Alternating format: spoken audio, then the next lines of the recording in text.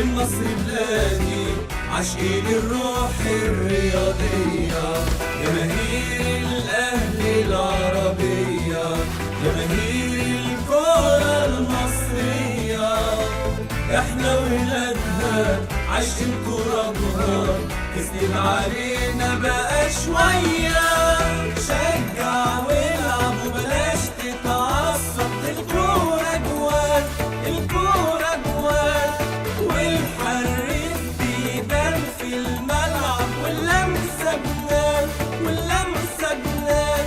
شجع والعب وبلاش تتعصب، الكورة جوان الكورة جوان، والحريف بيبان في الملعب، واللمسة جنان واللمسة جنان. التالتة شمال اخوات ابطال، التالتة يمين اخوات يمين، التالتة شمال اخوات ابطال، التالتة يمين اخوات يمين.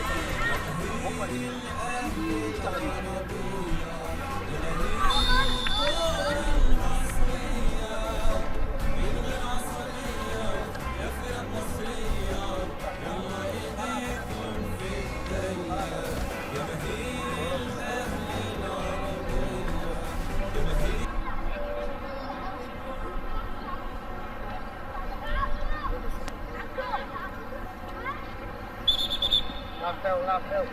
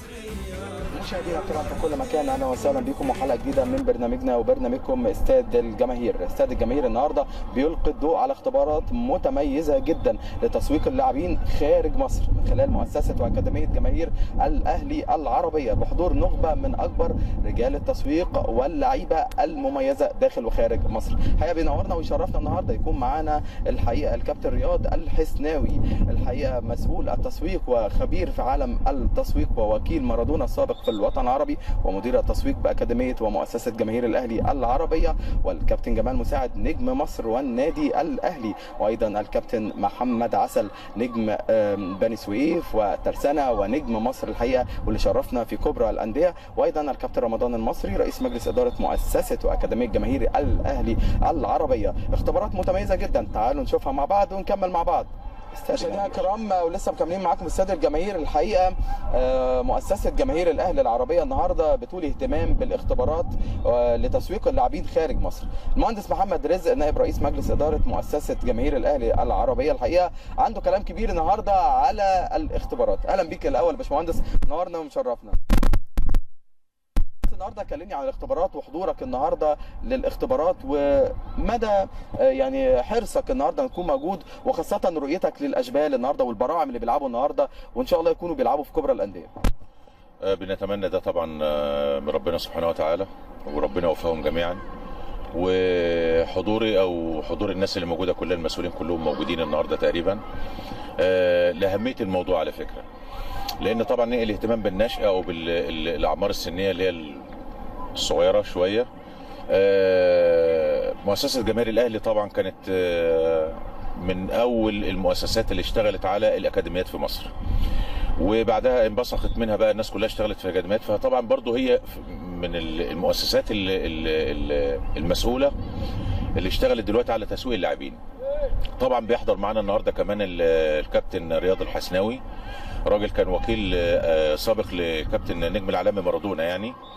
وبيهمنا طبعا احنا على فكره الاهتمام بالنشء ده حاجه جميله جدا، على اعتبار انك انت بتقدر يعني تتحكم في سلوكيات اللاعب في السن ده، لان بعد كده خلاص انت بتبقى خلاص ما فيش عليه كنترول بعد كده.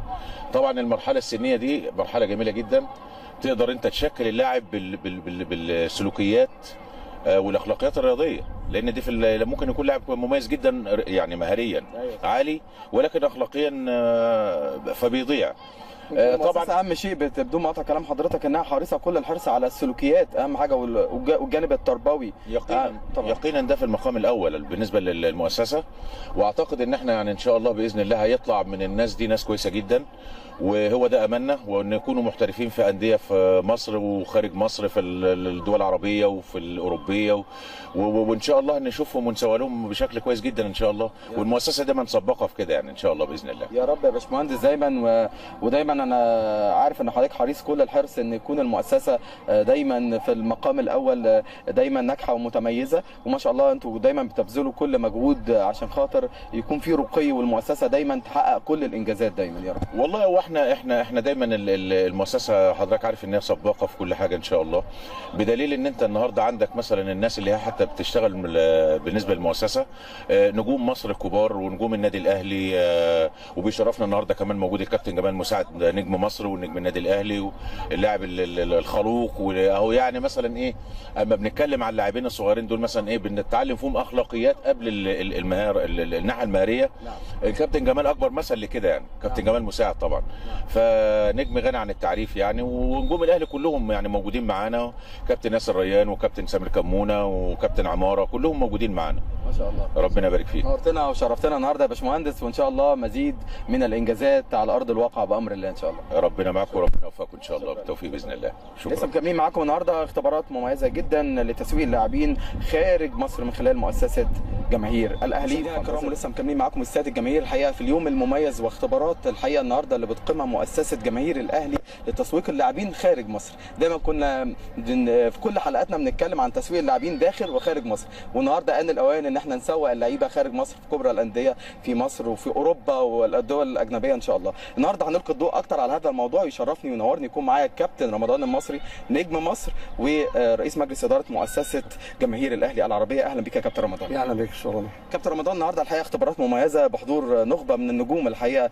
كابتن رياض الحسناوي، كابتن جمال مساعد نجم مصر، الحقيقه كابتن محمد عسل، وحضرتك النهارده منورنا، والحقيقه ومجلس الاداره كله النهارده منورنا. كابتن رمضان، تكلمني النهارده على الاختبارات اللي ما شاء الله بتستعد لها بقالك فتره.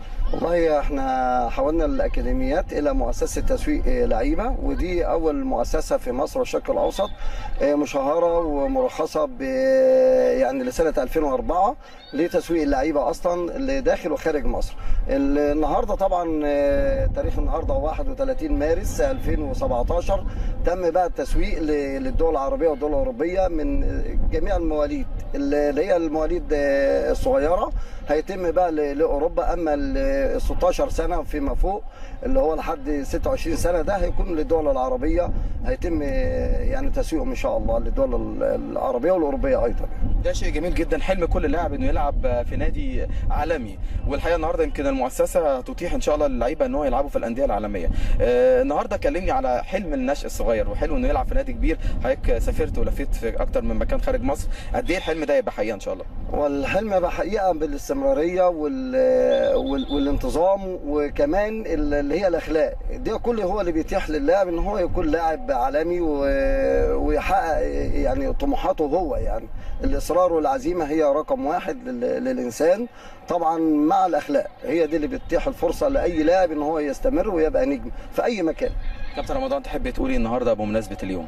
اقول الحمد لله ان احنا حققنا حلمنا، واصبحت مؤسسه جماهير الاهلي هي اكبر مؤسسه تسويق في مصر والوطن العربي للعيبه، واحنا سواء قبل كده لعيبه لاكبر انديه مصر وخارج مصر ايضا.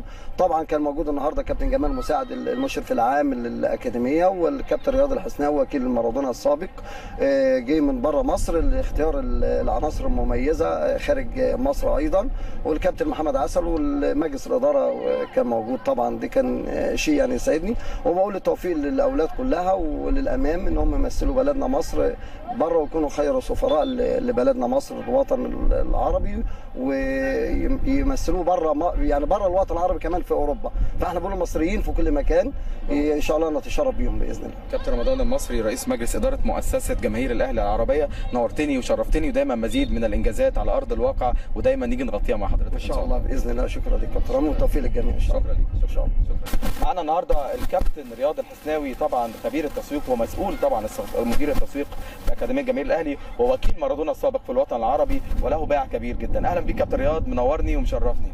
السلام عليكم ونتشرف بكم وشكرا جزيلا. الله يخليك. كابتن رياض، النهارده الحقيقه كلمني النهارده عن الاختبارات الحقيقه، وشايفين انا شايفك مركز جدا مع البراعم والاعمار المختلفه النهارده اللي جايه بتقدم، رؤيتك ايه النهارده للاختبارات؟ طبعا البراعم هي المستقبل، وشخصيا سعيد جدا بمستوى يعني اولاد في اليوم 2007 و2006 و2008 وعندهم امكانيات كبيره. كنت متبع في اللعيبه باهتمام كبير، وشخصيا سعيد جدا بمستوى اللاعبين اللي انا بشوفه، وطبعا هذا وراه عمل كبير تقوم به أكاديمية مؤسسة جماهير الأهلي. كابتن رياض، عايزين نتكلم على نقطة تسويق اللاعبين خارج مصر، الأندية الأوروبية والأجنبية. كلمني على النقطة دي، وخاصة أكيد حلم كل لاعب يلعب في نادي كبير جوه مصر أو يلعب في نادي بره مصر، سواء أي لاعب عربي يتمنى يلعب في الدول الأوروبية. كلمني عن، وخاصة حضرتك كنت مع يعني لعيب كبير زي مارادونا، فكلمني عن حلم أي لاعب إنه يلعب بره. حلم كل لاعب انه يكون في اوروبا، يكون في نادي كبير، لكن المشوار يبتدي حتى يعني نني محمد صلاح كانوا في يوم من الايام مثل الاولاد دول، وكان عندهم حلم كبير وامنوا بالحلم ده ووصلوا لغايه هم الموجودين. احنا دورنا انه نساعد الاولاد دول انه يحققوا الحلم بتاعهم، طبعا بحرفيه كبيره وحسب مستوى كل لعيب. يعني انا ببص لكل لاعب واعرف اللاعب ده يعني بعد 10 سنوات حيكون فين. يعني عشان هيك كنت نبدي اهتمام كبير يعني، واقل التفاصيل طبعا كانت تشد.